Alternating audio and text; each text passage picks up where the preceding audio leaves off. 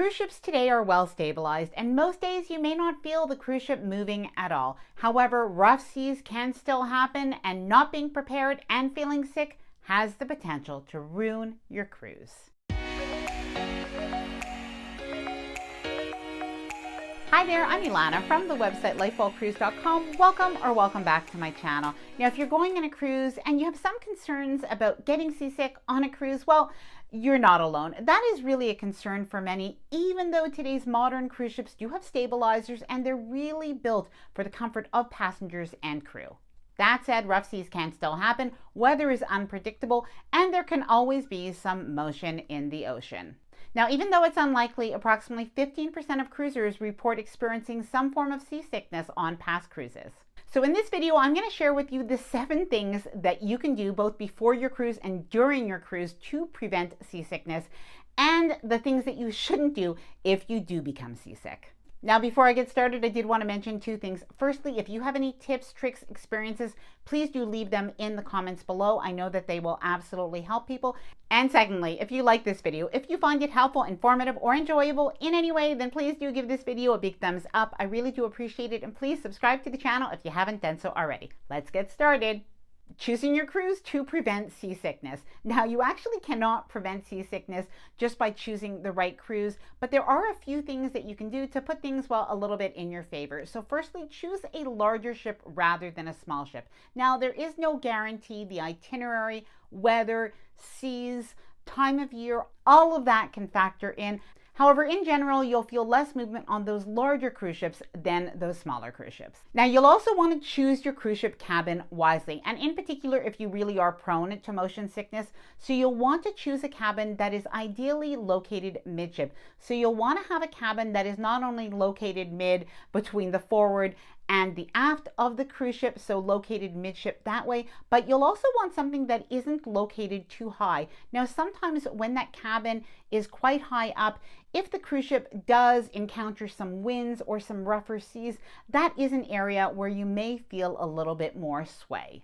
Now, by the way, if you've already chosen your cruise and your cabin, don't stress. I do have some tips no matter where you are located on the cruise ship. Choose an itinerary that's more likely to have calmer seas. Now, a travel agent may be able to help you with this, or you can research this on your own, but there are definitely some itineraries where the seas are typically rougher than others. Now, if you're prone to motion sickness, there are a few things that you can do. Firstly, before your cruise, you can go see your doctor or your pharmacist. There are some medications that you would actually need a prescription for, so in that case, you would want to see your doctor. Now, when it comes to over-the-counter medications, I will be talking about those in just a minute. By the way, what some people do is they actually start their over-the-counter motion sickness medication. They start that a day or so before the cruise. How to prevent and deal with motion sickness once you're on the cruise. Firstly, if you feel any signs of motion sickness, try to deal with it right away.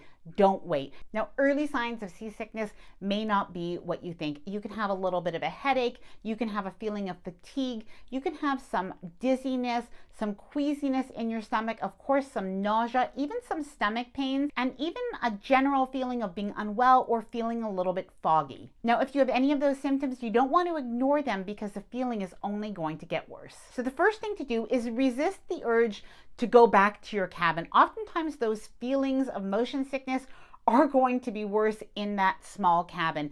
Instead, try to go somewhere ideally outdoors where you can get some fresh air. Now, if you can get to the middle of the cruise ship, like in a pool area, that is really good. But otherwise, if you want to go to your cruise ship balcony, if that feels good, you can definitely do that too. Now, when it comes to eating and drinking, you want to make sure that you don't have an empty stomach, that you're not dehydrated, that you're not extremely fatigued, by the way, either. But when it comes to food, even in the main dining room, if you're not feeling particularly hungry, you can usually ask if there is some clear soup or some chicken noodle soup and some crackers with some ginger ale. They'll give you that, and generally that is something that can really help you to feel a bit better. Now, another food that really works is eating a green apple. Now, in particular, we like to have them sliced up. It's just easier to eat when you're not feeling great, to have little slices of apple, but you can have apple with some crackers or some toast with a little bit of margarine or butter. That really helps as well. Now, there are some medications, both prescription and over-the-counter medications, that can really help, and there are some natural products as well. Now, two very popular over-the-counter medications are Bonine and Dramamine. Now, personally, we use Bonine, but I know a lot of other people who really like Dramamine, so it's completely up to you. Now, for us, Bonine is really non-drowsy. Some people do feel a little bit of drowsiness, though. Obviously, this is something that you can consult your physician about, but we were able to purchase this on Amazon. Any of the products, by the way, that I'm mentioning in this video, I will leave a link down in the description below. Now, by the way, I will share a little tip. Bonine is actually not available in the country where I live in Canada. So something that I do is, before I'm heading over to the United States to travel on a cruise, is I actually order Bonine as well as any other Amazon products that I might want to get from the United States. Well, I actually order them to my hotel a couple of days before I arrive. Now, of course, I always call the hotel to make sure that's okay, but that's also a little cruise tip if you don't want to travel with certain items and you want to just pick them up at your hotel. Now, if you didn't bring any over-the-counter medications, they usually do sell something in store as well. Oftentimes on a cruise, you can get a medication at guest services. Now, sometimes I've heard that that medication may make you drowsy, so that's why I like to bring my own to make sure I have what I personally like. And if you are really suffering, do not hesitate to go and see the ship's doctor. At the medical center, they can give you medication and other treatments. Now, something that works for a lot of people, but you'll have to go to your doctor before your cruise, is a scopolamine patch. And that's basically the patch that people would wear behind their ear. That lasts, if I'm not mistaken, for about 3 days. So you'd have to change that a couple of times during your cruise. But people really do say that that works. There are potentially some side effects. So again, do talk to your doctor about that option. Now, some natural products that work really well for many cruisers, one of them is a product called Motion Ease.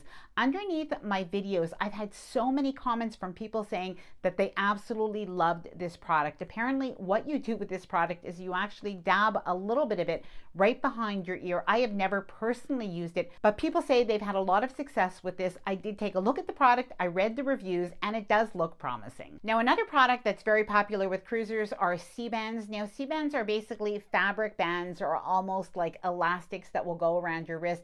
They do seem to press on your pressure points, and that does seem to help for a lot of people. Now, also something that's sold on Amazon are these patches for behind the ear. Now, they seem to be non-medicated, but again, these are something that a lot of people use and like. Now, when you're on the cruise ship, especially if you just have a little bit of mild queasiness and you're not overly affected, well, you might want to try some of these natural things to do. And these are really tips and tricks used by both passengers and crew. So of course, we have the green apple. I talked about that before, but the other thing is ginger. So you can have ginger ale, but if you can find either fresh ginger, candied ginger, sometimes at the bar, they may have some ginger. There are actually some cruise ships that right in the main dining room, they'll have some little candied ginger that people will eat, especially if it is a little bit rougher. Take a nap. Now, while you don't want to sleep your days away on a cruise, if you're really not feeling well, there's nothing wrong with taking a little bit of over-the-counter medication and then going to take a nap for about an hour. Or if it's already nighttime and the seas are rough, that does happen sometimes,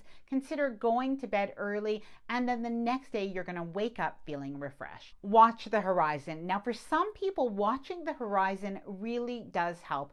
And something that also helps for a lot of people is actually, when sitting on a chair, is taking the chair and facing it forward. So in other words, where the cruise ship is sailing, facing forward does feel better than sitting backwards and maybe your body feeling sort of out of sorts. Now, if you are having any symptoms of motion sickness, there are some things that you absolutely want to avoid. So firstly, when it comes to drinking, avoid drinking any alcohol. That's just not going to help the situation.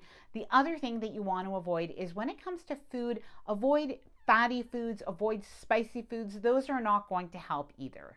Avoid reading, and this includes reading on our phones. So a lot of us do tend to look at our phones, scrolling on our phones. That really doesn't help very much. If you have some work to do on a computer, put the computer away. Avoid screen time and reading if you are not feeling well. And avoid waiting before taking any of your over-the-counter medication. Now, unfortunately, many people wait until they're already feeling very sick to start doing something about it. So you definitely don't want to do that. From the moment that you're feeling any symptoms of that motion, it's a good idea to take that over-the-counter medication or eat a little bit of ginger or have some green apple. Start to prevent your motion sickness before it happens.